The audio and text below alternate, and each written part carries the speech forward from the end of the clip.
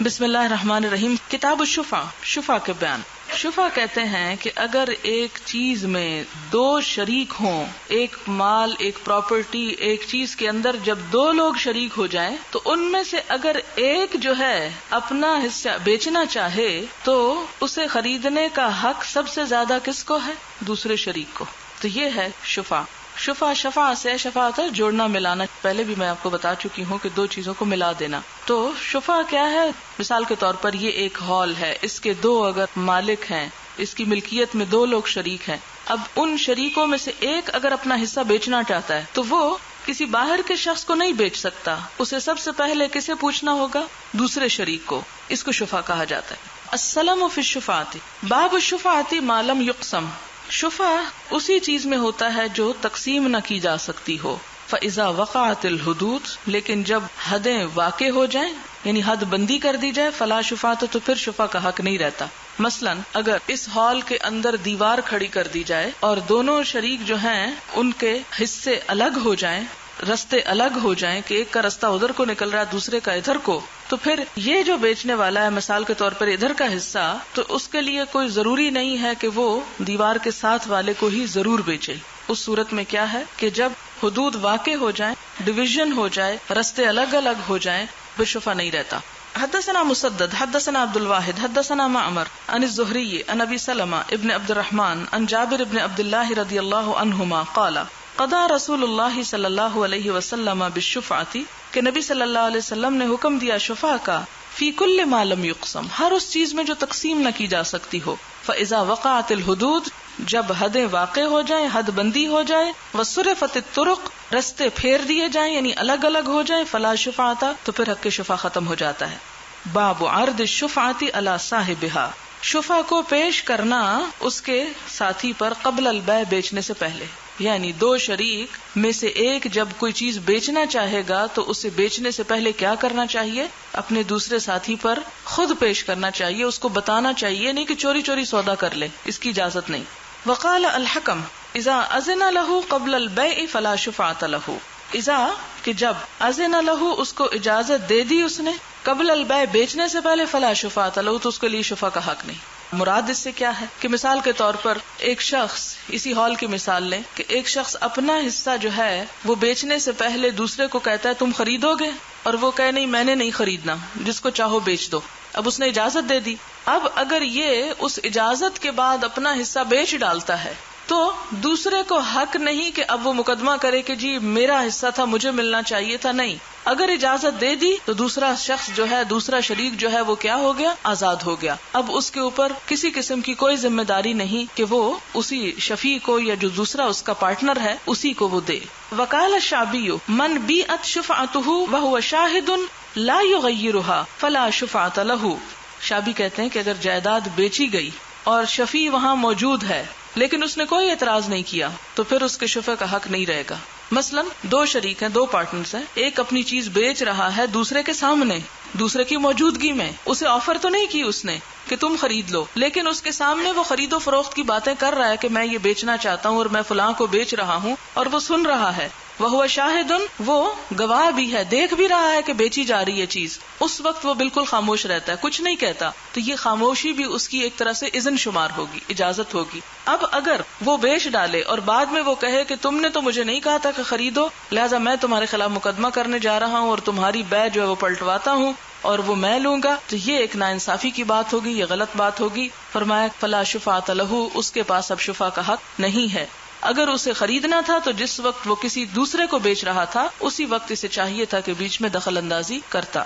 حدثنا المکی ابن ابراہیم اخبرنا ابن جریج اخبرنی ابراہیم ابن میسرہ عن عمرو ابن شرید قال وقفت على سعد ابن ابی وقاص فجاء المسور ابن مخرمہ. یہ عمرو ابن شرید کہتے ہیں کہ میں سعد بن ابی وقاص کے پاس کھڑا تھا. ہوا کیا، اتنے میں مسور بن مخرمہ آ گیا، یعنی دو لوگ کھڑے ہیں ایک تیسرا آ جاتا ہے. فوضع یدہ علی احدی منکبیہ، تو اس نے اپنا ہاتھ میرے دونوں کندھوں میں سے ایک کندھے پہ رکھ دیا. منکب کہتے ہیں مونڈے کو.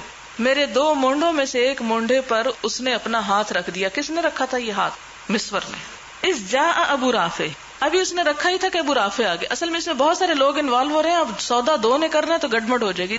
یعنی عمر بن شرید روایت کر رہے ہیں، وہ کہتے ہیں میں سعد بن ابی وقاص کے پاس تھا، 2 لوگ کھڑے ہیں باتیں کر رہے ہیں، اتنے میں مسور آ گئے.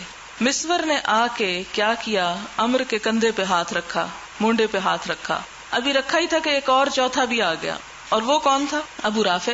یہ کون تھے؟ مولا نبی صلی اللہ علیہ وسلم، جو حضور صلی اللہ علیہ وسلم کے غلام تھے، آزاد کردہ. فقالا، تو وہ کہنے لگے، یا سعد، اے سعد، ابتع منی بیتی فی دارکا، خرید لو مجھ سے بیتی، میرے دونوں گھر، فی دارکا، جو تمہارے محلے میں ہیں، یعنی جو تمہاری 4 دیواری کے اندر ہے.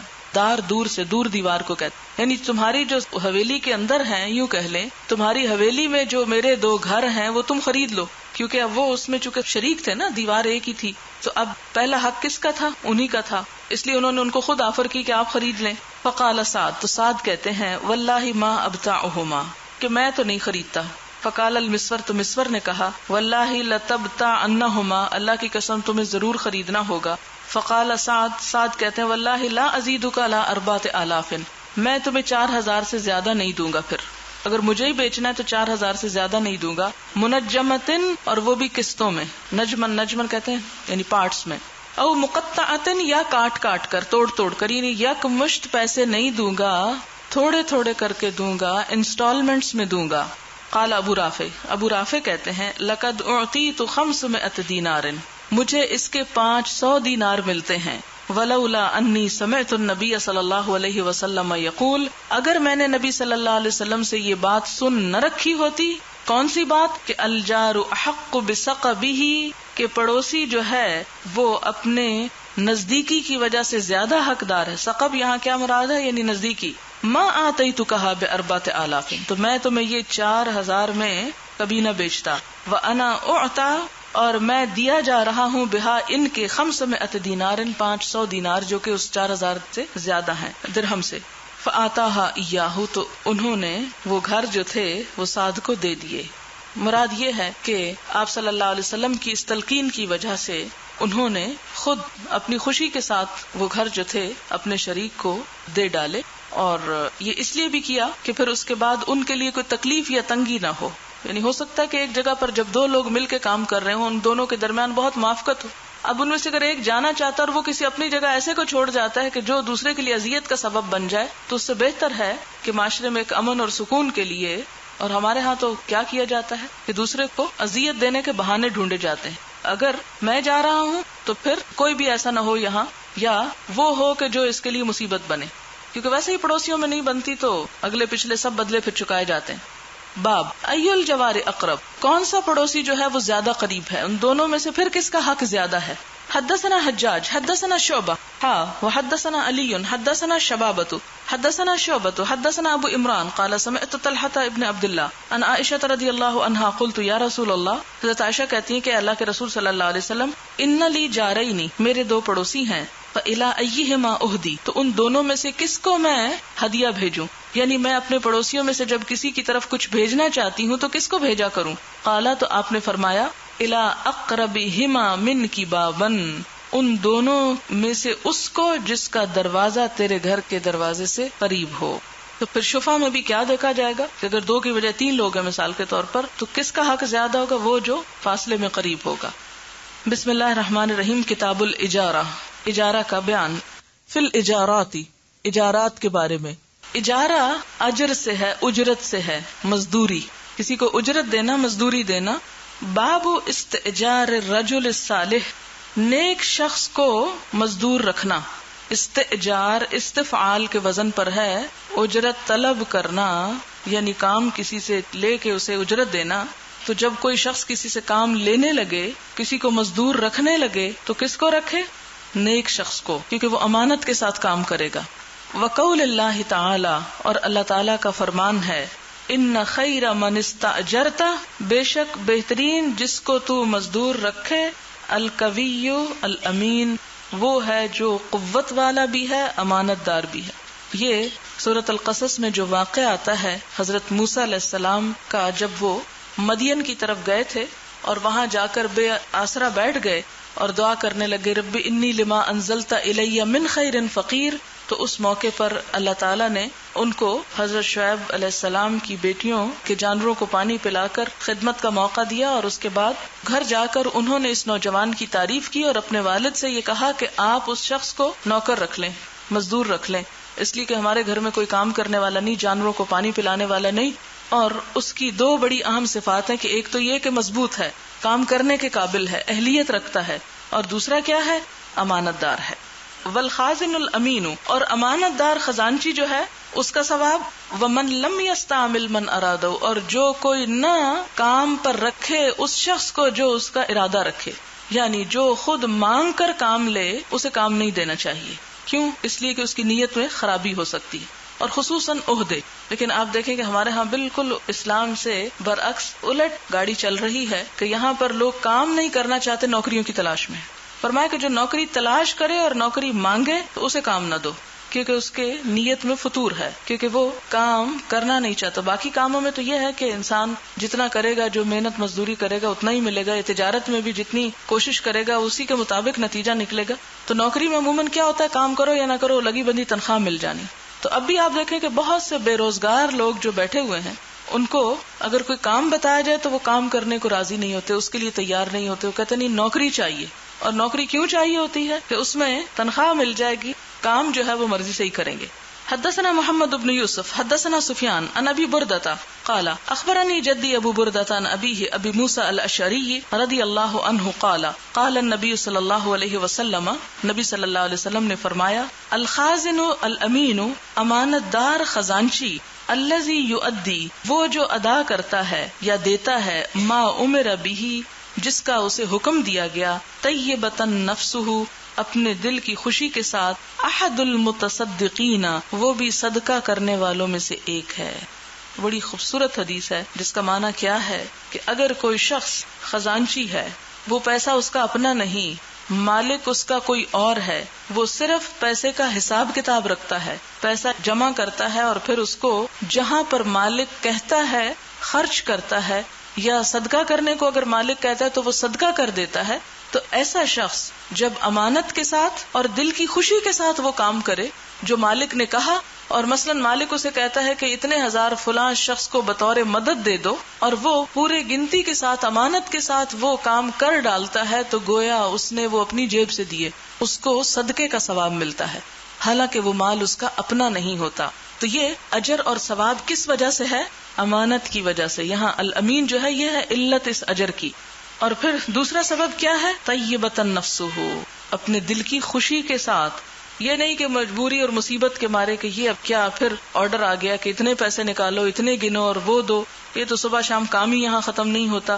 یعنی اگر مارے بندھے وہ اس کام کو کرتا ہے، اس ڈیوٹی کو پورا کرتا ہے، تو اس میں اجر و ثواب نہیں. لیکن دو صفات کے ساتھ اگر وہ کام کرتا ہے، امانت اور دل کی خوشی کے ساتھ، اور کوئی احسان جتائے بغیر، تو ایسے شخص کا اجر جو ہے وہ صدقہ کرنے والے کی طرح ہے. حدثنا مسدد حدثنا يحيى عن قرة بن خالد قال حدثني حميد بن هلال حدثنا ابو بردة عن ابي موسى رضي الله عنه قال اقبلت الى النبي صلی اللہ علیہ وسلم، کہ میں نبی صلی اللہ علیہ وسلم کے پاس آیا، ومعي رجلان من الاشعریین، اور میرے ساتھ اشعریین میں سے دو لوگ تھے. فقلت، تو میں نے کہا، ما علمت انہما یطلبان العمل، میں نہیں جانتا تھا کہ وہ دونوں کام کی تلاش کر رہے ہیں. قال لن، فرمایا ہرگز نہیں. او لا نستعمل علی عملنا من ارادہ، آپ صلی اللہ علیہ وسلم نے فرمایا ہم جو شخص کام مانگے گا اس کو کام نہیں کرنے دیں گے. ہوا کیا تھا آپ کو معلوم ہے کہ حضرت ابو موسیٰ جو ہیں یہ اب اشعری قبیلے سے تعلق رکھتے تھے. تو وہ جب حضور صلی اللہ علیہ وسلم کے پاس آئے تو ساتھ دو لوگ اور بھی آ گئے. تو کہتے ہیں یہ میرے ساتھ ہیں، مجھے نہیں معلوم تھا یہ کیوں آئے، اب مجھے پتا چلا ہے کہ کام کی تلاش میں آئے ہیں، یہ کام مانگتے ہیں، نوکری چاہتے ہیں. تو آپ نے فرمایا نہیں، جو نوکری مانگے گا اس کو ہم نوکری نہیں دیں گے. باب رعی الغنم علی قراریتا، رعی چرانا، الغنم بکریوں کا، علی قراریتا کچھ قیرات پر. قیرات جو ہے یہ سونے یا چاندی کا جو وزن ہے جسے آدھا دانک کہتے ہیں، اور 5 جو کے برابر ہوتا ہے. جو کا دانہ دیکھا آپ نے؟ 5 جو وزن کے برابر. یہ اجرت ہے، مزدوری. مراد اس سے کیا، یہ باب لانے کی غرض کیا کہ کن کن کاموں پہ مزدوری دی جا سکتی ہے، یہ کون سے کام مزدوری کے ہو سکتے ہیں. حدثنا احمد بن محمد المکی حدثنا عمرو بن یحیی عن جدہ عن ابی ہریرہ رضی اللہ عنہ عن النبی صلی اللہ علیہ وسلم قال، نبی صلی اللہ علیہ وسلم نے فرمایا، ما بعث اللہ نبیا، نہیں بھیجا اللہ تعالیٰ نے کسی نبی کو، الا رعى الغنم، مگر یہ کہ اس نے بکریاں چرائیں۔ فقال اصحابہ، تو صحابہ کرام نے عرض کیا، وانت، اور آپ نے بھی، یعنی یا رسول اللہ آپ نے بھی چرائی تھی؟ فقال نعم، تو آپ نے فرمایا ہاں، کنت ارعاها، میں ان کو چرایا کرتا تھا، علی قراریت، چند قیرات کے عوض، لأہل مکہ، اہل مکہ کی۔ اب اس میں بڑی حکمت ہے کہ تمام انبیاء کو نبوت سے پہلے بکریاں چرانے کا کام دیا گیا۔ بکریوں کو چرانا، ان کو ہانکنا، ان کو ایک ڈسپلن سکھانا جو ہے، یہ انسان کی نفس کی تربیت کرتا ہے، اور اگر انسان جانوروں کے ساتھ صبر کر سکتا ہے تو پھر انسانوں کی جانوروں والی خصوصیات پر بھی صبر کر سکتا ہے، کیونکہ انسان بھی دراصل کیا ہے، وہ جانوروں کا ایک غلہ ہے یا ریوڑ ہے، سوشل اینیمل جیسے کہتے ہیں، تو ان کے اندر بھی جو مختلف طرح کی سرکشی پائی جاتی ہے، اس کے اوپر صبر کرنا، اس کی ٹریننگ میں ان کے جو حالات ہیں تو وہ انسان کی ایک بہترین ٹریننگ کر دیتے ہیں، ایک صلاحیت پیدا کرتے ہیں انسانوں کی تربیت کرنے کے لیے۔ باب استئجار المشرکین، مشرکین کی مزدوری کرنا، یعنی اگر مسلمان کے پاس جا کے مزدوری کرے کوئی تو وہ تو انڈرسٹوڈ ہے کہ جائز ہے۔ اگر کوئی ضرورت کے وقت کسی باہر کے ملک میں، آپ دیکھیں کہ ہمارے ہاں 60s میں بہت سے لوگ برٹن میں گئے اور انہوں نے جا کر کیا کیا، کس کی مزدوریاں کی؟ انگریزوں کی۔ ان کی دکانوں پہ کھڑے ہوئے، ان کے سامان اٹھائے، لادے، رکھے۔ مزدوری تو سامان اٹھانے کی بھی ہو سکتی ہے اور کاؤنٹر پہ کھڑے ہونے کی بھی ہو سکتی ہے، تو کیا یہ جائز تھا یا حرام تھا یا ناجائز تھا؟ کہا کہ اند ضرورت، ضرورت کے وقت ایسا کیا جا سکتا ہے، اس میں حرج نہیں، کام کا صلہ لینا ہے۔ او اذا لم یوجد اہل الاسلام، یا ایسی جگہ کہ جہاں مسلمان ہو ہی نہ۔ وعامل النبی صلی اللہ علیہ وسلم یہود خیبر، اور نبی صلی اللہ علیہ وسلم نے معاملہ کیا خیبر کے یہودیوں کے ساتھ۔ ان کو کیا رکھا تھا؟ ان زمینوں پر کام کرنے والا، آدھے کے اوپر، یعنی بٹائی جسے کہتے ہیں، تو وہ مسلمان نہیں تھے لیکن ان کے ساتھ بھی یہ معاملہ کیا گیا۔ حدثنا ابراہیم بن موسیٰ اخبرنا ہشام عن معمر عن الزہری عن عروۃ بن الزبیر عن عائشہ رضی اللہ عنہا واستأجر النبی صلی اللہ علیہ وسلم وابو بکر رجلا من بنی الدیل، اجرت پر رکھا نبی صلی اللہ علیہ وسلم اور حضرت ابو بکر رضی اللہ تعالی عنہ نے ایک شخص کو، من بنی الدیل، بنو دیل کے۔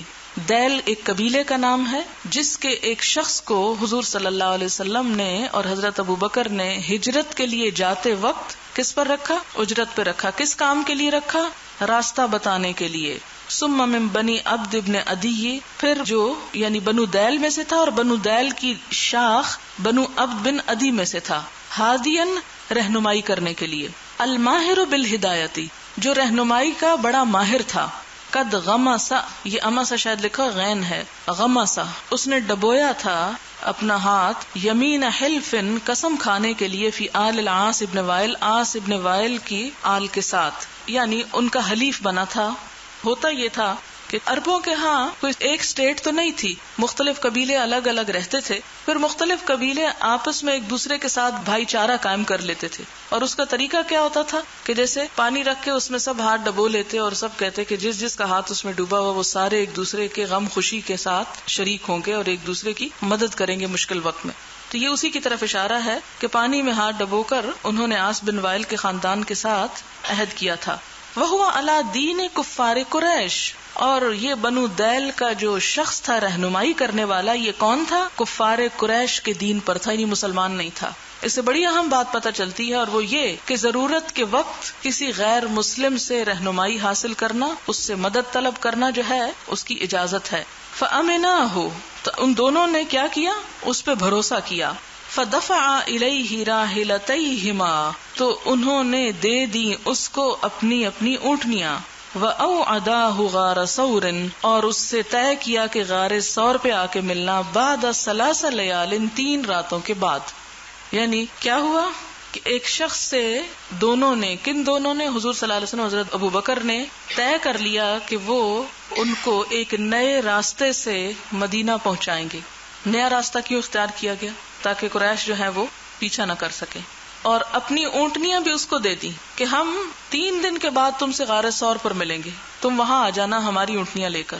تو اس سے کیا پتہ چلتا ہے؟ نہ صرف یہ کہ رہنمائی کے لیے، حالانکہ بڑا پرخطر کام تھا، وہ کچھ بھی کر سکتا، رہنمائی کے لیے اس کو چنا، بلکہ اس کے ساتھ ساتھ اس کو اپنی اونٹنیاں بھی دے دی. اگر وہ کہیں بھاگ جاتا اور اونٹ بھی لے جاتا اس صحرا میں، کہاں سے اس کو ڈھونڈتے؟ اور اتنے پرخطر حالات میں تو وہ ایسا کر سکتا تھا. لیکن اگر کوئی شخص غیر مسلموں میں سے بھی قابل اعتماد ہو تو بوقت ضرورت اس سے فائدہ اٹھایا جا سکتا ہے، اسے اجرت پہ رکھا جا سکتا ہے. عموماً ہمارے ہاں لوگ سوال کرتے رہتے ہیں جی کرسچنز کو گھر میں نوکر رکھ سکتے ہیں کہ نہیں رکھ سکتے؟ وہ ہمارے کپڑے دھو سکتے ہیں یا نہیں دھو سکتے، یا کام کروا سکتے ہیں ان سے یا نہیں کروا سکتے؟ تو اس سے کیا پتہ چلتا ہے کہ کروا سکتے ہیں. فَأَتَاهُمَا، تو وہ آیا ان دونوں کے پاس، بِرَاحِلَتَيْهِمَا، ان دونوں کی اونٹنیوں کے ساتھ، صَبِيحَةَ لَيَالٍ ثَلَاثٍ، تیسری رات کی صبح کو. فَارْتَحَلَا، تو دونوں چل دیے. وَانْطَلَقَ مَعَهُمَا، اور چلا ان دونوں کے ساتھ عامر بن فہیرہ. عامر بن فہیرہ، یہ عامر بن فہیرہ جو تھا یہ حضرت ابو بکر کا آزاد کردہ غلام تھا. اس کی ذمہ داری کیا تھی؟ یہ کھانا پہنچایا کرتا تھا. وَالدَّلِيلُ الدَّيْلِيُّ، اور یہ دیلی رہنما. فَأَخَذَ بِهِمْ أَسْفَلَ مَكَّةَ، تو وہ لے چلا ان سب کو. ان کن کو؟ حضور صلی اللہ علیہ وسلم، حضرت ابو بکر اور عامر بن فہیرہ کو. کہاں؟ اسفل مکہ، مکہ کے نچلی نچلی طرف. وَهُوَ طریق الساحل، اور وہ سمندر کے کنارے کنارے والا راستہ تھا. مراد یہ کہ جو مکہ اور مدینہ کا معروف مشہور راستہ تھا، رائج راستہ تھا، اس راستے کو اوائڈ کر کے ایک نئے راستے سے ان کو مدینہ پہنچا آیا. باب اذا استاجر اجیرا لیعمل له بعد 3 ایام، اگر کوئی کسی کو مزدوری پہ رکھے کہ 3 دن کے بعد آ کے کام کرے، او بعد شہر، یا مہینے کے بعد، او بعد سنۃ، یا سال کے بعد، جازا، تو یہ جائز ہے. وہما علی شرطہما، اور وہ دونوں اپنی شرط پر قائم رہے. الذی اشترطاہ، جو انہوں نے اس سے شرط باندھی. اذا جاء الاجل، جب کہ وہ وقت آ جائے تو ایسا کرنا جائز ہے. مثلا آپ کسی کو کہتے ہیں کہ آپ 1 مہینے بعد آ کے میرے پاس کام کریں اور ان شرائط پر کام کریں، تو ایسا کرنا جائز ہے. یعنی وہ شرطیں ویلڈ ہوں گی، خواہ 1 مہینہ یا سال یا جتنا بھی عرصہ کوئی طے کرے اس میں طے کر سکتا ہے. اور اس کی بھی دلیل کس سے لی؟ اسی بات سے کہ 3 دن کا اسے کہا کہ 3 دن بعد آ کے غار ثور پہ ملنا. حدثنا يحيى بن بكير حدثنا الليث عن عقيل قال ابن شهاب فأخبرني عروة بن الزبير أن عائشة رضي الله عنها زوج النبي صلى الله عليه وسلم قالت واستأجر رسول اللہ صلی اللہ علیہ وسلم، کہ مزدور رکھا نبی صلی اللہ علیہ وسلم نے اور ابو بکر رضی اللہ تعالیٰ عنہ نے، رجلا من بنی الدیل، بنو دیل کے ایک شخص کو، ہادین، رہنمائی کرنے کے لیے، خریتن، خریت جو بہت ہوشیار تھا، راستہ پہچاننے والا تھا. خرط اصل میں کہتے ہیں سوئی کے ناکے کو، یعنی سوئی کا جو دھاگا جہاں سے ڈالتے ہیں نا وہ سوراخ، اس کو کہتے ہیں خرط. اور خریت کہتے ہیں پہچاننے والا. سوئی میں دھاگا کون ڈال سکتا ہے؟ جس کو سوراخ نظر آتا ہو، جو سوراخ پہچانتا ہو. تو کون سا پہچاننے والا؟ جو سوئی کے ناکے جتنا باریک راستہ بھی پہچانتا ہو. وہ بھی ایک راستہ ہے نا، سوئی کا ناکا کیا ہے؟ راستہ ہے. تو اسی طرح یہ راستہ بتانے والے کی صفت ہوتی خرید. وہ راستہ بتانے والا کہ جس کو ہر کھلے تنگ چھوٹے بڑے راستے کا پتا ہو، یہاں تک کہ سوئی جتنے باریک ناکے جیسا راستہ بھی وہ جانتا ہو. وَهُوَ عَلَى دِينِ كُفَّارِ قُرَيْشِ، حالانکہ وہ شخص جو تھا راستہ بتانے والا کفار قریش کے دین پر تھا. فَدَفَعَ إِلَيْهِ رَاحِلَتَيْهِمَا، تو اس پر اعتماد کرتے ہوئے ان دونوں نے اپنی سواریاں بھی اس کے سپرد کر دیں. وَوَعَدَاهُ غَارَ ثَوْرٍ، اور اس سے وعدہ لیا غار ثور پہ آنے کا، بعد 3 لیال، 3 رات کے بعد، بِرَاحِلَتَيْهِمَا، اپنی سواریوں کے ساتھ، صبح 3 تیسری صبح کو. باب الاجیر فی الغزو، کسی جہاد میں مزدور ساتھ لے جانا. یعنی ویسے تو مسلمان جو ہیں وہ خود جنگ کے لیے نکلتے ہیں، لیکن ایک شخص جو ہے جو بیچارہ غریب ہے، جس کو کوئی سمجھ نہیں کچھ نہیں، مزدوری محنت کرتا ہے، اس کی اپنی کوئی جہاد پہ جانے کی نیت نہیں. آپ دیکھیں کہ ہر معاشرے کے اندر ایسے لوگ موجود ہوتے ہیں کہ جن کے ذہنی صلاحیتیں مختلف ہوتی. کچھ لوگ ہوتے ہیں کہ جو کسی مشن کے لیے بہترین طریقے سے کام کرنے والے ہوتے ہیں. مثلا اب پاکستان کے اندر ہی رہنے والے لوگ ہیں. کچھ لوگ ایسے ہیں کہ جن کو معلوم ہے کہ پاکستان کو کیوں بنایا گیا، کیا اس کا مقصد ہے، وہ اس کے لیے ایک احساس اور ایک شعور رکھتے ہیں. اور کچھ لوگ ایسے ہیں جو اس دور میں بھی آپ دیکھیں جب پاکستان بن رہا تھا تو ان کو کوئی شعور نہیں تھا، بس جس طرف لوگ چل رہے تھے تو وہ بھی ساتھ چل پڑے. تو ایسے لوگ جو ہیں کہ جو بےچارے اپنی 2 وقت کی روٹی کے محتاج ہوتے ہیں، انہیں اس بات سے کوئی بحث نہیں ہوتی کہ کوئی ملک بن رہا ہے یا بگڑ رہا ہے، یہ کیا ہو رہا ہے اور کیا نہیں ہو رہا، وہ کیوں ایسا ان کا حال ہوتا ہے. اس لیے آپ دیکھیں کہ جتنے زیادہ شعور رکھنے والے لوگ ہیں اتنے ہی حالات پہ زیادہ پریشان ہوتے ہیں، اتنے ہی بیٹھ کے زیادہ تانے بانے بنتے رہتے ہیں، اتنے ہی اخبار پڑھ پڑھ کے بلڈ پریشر ہائی کرتے رہتے ہیں، اتنی ہی پریشانیاں ان کو ہوتی ہیں. کیوں؟ ایک عام شخص جو ہے جو کسی دکان پہ بیٹھا ہوا ہے چیزیں بیچ رہا ہے، اس کو ان باتوں سے نہ کوئی پریشانی ہے اور نہ ہی اسے تو پریشانی اس بات سے کہ میرے گاہک کتنے آئے اور سودا کتنا بکا، میں رات کو روٹی کھانے کے قابل ہوں یا نہیں. اب ایسے لوگ ہر معاشرے کے اندر موجود ہوتے ہیں کہ جنہیں کسی وقتی سیاست یا کسی بھی چیز سے کوئی دلچسپی نہیں ہوتی. ایسے لوگ جو ہیں ان کو محنت مزدوری یا اجرت پہ جب رکھا جائے کسی خاص بڑے مشن کے لیے تو کیا رکھا جا سکتا ہے؟ جی رکھا جا سکتا ہے. جیسے صحابہ کرام جو اپنے شعور کے ساتھ جہاد پر نکل رہے تھے تو اپنے ساتھ کوئی مزدور وغیرہ بھی بعض اوقات لے جاتے تھے، تو اسی کی طرف یہاں پر اشارہ ہے، جہاد میں مزدور لے جانا. حدثني يعقوب بن ابراہیم حدثنا اسماعیل بن الیہ اخبرنا ابن جریج قال اخبرني عطاء عن صفوان بن یعلى عن یعلى بن امیہ رضی اللہ عنہ قال، یعلا بن امیہ کہتے ہیں کہ غزوت مع النبی صلی اللہ علیہ وسلم، میں نے جنگ کی نبی صلی اللہ علیہ وسلم کے ہمراہ، جیش الاسرتی، یہ جیش الاسرہ جنگ تبوک کو کہتے ہیں، اسرت کا لشکر یعنی جس میں بڑی تنگی اور بڑی مشکل تھی، کٹھن حالات میں. فکان من اوسک اعمالی فی نفسی، تو تھا میرے دل میں اپنے اعمال میں جو سب سے زیادہ جس عمل پہ بہت بھروسہ، وہ کیا تھا؟ اس جنگ میں شرکت کرنا. یعنی جن نیک کاموں پر مجھے بڑا بھروسہ تھا کہ وہ واقعی نیک کام میں نے کیے، ان میں سے ایک جنگ تبوک کی شرکت تھی. فکان لی اجیر، تو میرا ایک مزدور تھا. فقاتل انسانا، تو وہ لڑ بیٹھا ایک اور شخص سے. فعز احدہما، تو کاٹ ڈالا ان میں سے ایک نے انگلی کو، صاحب ہی اپنے ساتھی، لڑتے لڑتے دوسرے کی انگلی پکڑ کے کاٹ لی، چک کاٹ لیا جیسے کہتے ہیں نا چک مارنا. فانتزع اصبعہ، تو جس کی انگلی کاٹی جا رہی تھی اس نے کیا کیا؟ کھینچ لیا اپنی انگلی کو، یعنی اس نے منہ میں ڈال لی تو اس نے اپنی انگلی کھینچ لی. اب جب انگلی کھینچی تو کیا ہوا؟ فاندر ثنیتہ، اس کا دانت ہی باہر نکل آیا. وہ بہت زیادہ زور سے چبھویا ہوگا یا کس طرح اس نے کھینچا کہ اس کے ساتھ انگلی کے ساتھ اس کا دانت بھی ٹوٹ کے باہر آ گیا. فسکت، تو دانت گر گیا. فانطلق الی النبی صلی اللہ علیہ وسلم، تو وہ شخص جس کا دانت ٹوٹا تھا وہ حضور صلی اللہ علیہ وسلم کے پاس چل دیا. فاحضر ثنیتہ، تو آپ نے اس کا قصاص ساکت کر دیا، کوئی بدلہ نہیں دیا. حضر مطلب گرانا، یعنی کہا کہ تمہارے اس دانت کے گرنے کا کوئی بھی تمہیں معاوضہ نہیں دیا جائے گا. وقالا، اور کہا، افیدو اصبعہ، کیا بھلا وہ شخص اپنی انگلی چھوڑ دیتا، فی کا تیرے منہ میں، تقدمہا کہ تو اسے کاٹ رہا چبا ڈالتا. یعنی ویسے تو ہے نا السن بالسن، کہ دانت کے بدلے دانت، اس کا بدلہ لیا جائے گا، لیکن آپ نے بدلہ نہیں دلوایا. کیوں؟ فرمایا کہ کیا یہ جائز تھا کہ وہ اپنی انگلی تمہارے منہ میں ہی رکھتا تاکہ تم اسے چبا ڈالتے اور کھینچتا نہ، تو یہ قصور تمہارا جس نے منہ میں اس کی انگلی ڈالی. ہاں، تو اگر تمہارا دانت ٹوٹ گیا تو یہ تمہارا ہی قصور ہے، اس کے ہاتھ کھینچنے کا اس میں کوئی قصور نہیں. قال احسبہ، قال راوی کہتے ہیں کہ میں سمجھتا ہوں کہ آپ نے فرمایا کما یقدم الفحل، جس طرح ایک اونٹ جو ہے، جوان اونٹ چبا ڈالتا ہے کسی چیز کو، کیا اسی طرح وہ تمہارے منہ میں اپنی انگلی رکھتا کہ تو اس کے ہاتھ کو چبا ڈالتا. قال ابن جریج وحدثني عبد الله بن ابي مليكة عن جده بمثل هذه الصفة ان رجلا عد يد رجل فاندر ثنيته فاحضرها ابو بکر رضی اللہ عنہ، کہ یہ معاملہ ایک اور موقع پر بھی ہوا حضرت ابو بکر رضی اللہ تعالیٰ عنہ کے دور میں، اور اس میں بھی ایک شخص نے دوسرے کے اسی طرح دانت جو تھا وہ توڑا تھا اور آپ نے اس کا قصاص ساکت کر دیا.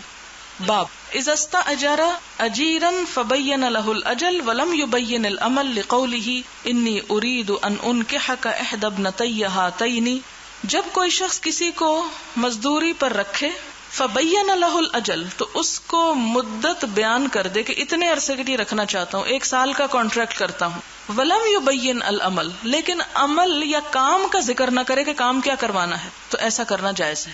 مثلا اگر کوئی کسی کو یہ کہے کہ تم میرے پاس کام کرو 1 سال کے لیے، لیکن کام نہ بتائے لیکن مدت متعین کر دے، اور یہ کہے کہ اتنا تمہیں معاوضہ دوں گا اور وہ اس پہ راضی ہو جائے، تو اس میں کوئی حرج نہیں. اور اس کی بھی دلیل کیا ہے کہ موسیٰ علیہ السلام نے ایگری کیا تھا حضرت شعیب کے ساتھ، کس بات پر؟ جب انہوں نے کہا تھا کہ انی اریدو، میں چاہتا ہوں، ان انکحک، کہ میں تیرا نکاح کر دوں، احدی ابنتی، اپنی 2 بیٹیوں میں سے ایک کے ساتھ، ہاتینی، ان دونوں میں سے، الی قولہ الی ما نقول وکیل، الی ان تأجرنی 8 حجج، کہ تم میرے پاس 8 سال کام کرو. تو اس میں کام نہیں ان کو بتایا گیا تھا کہ کون سا کام، صرف 8 سال کی مدت بتائی گئی تھی، اور پھر یہ بھی کہا گیا تھا کہ اگر 10 پورے کر دو تو تمہاری اپنی مرضی، اور ہم جو کچھ کہہ رہے ہیں واللہ علی ما نقول وکیل، ہمارے اس کہنے پر اللہ تعالیٰ جو ہے وہ وکیل ہے، کارساز ہے، گواہ ہے۔ یا اجر فلانن کا مطلب کیا ہے؟ یعطیہ اجرا، کہ کسی کو اجر دینا یا اجرت دینا۔ ومنہ فی التعزیۃ، اور تعزیت کے موقع پر بھی یہ دعا دی جاتی ہے اجرک اللہ، اللہ تجھے اس کا اجر دے، یعنی بدلہ دے، یعنی وہ بھی ایک طرح سے جو غم اور حزن اور مشقت انسان کرتا ہے اس پر صبر کی جو دعا ہے وہ بھی ایک اجر ہے۔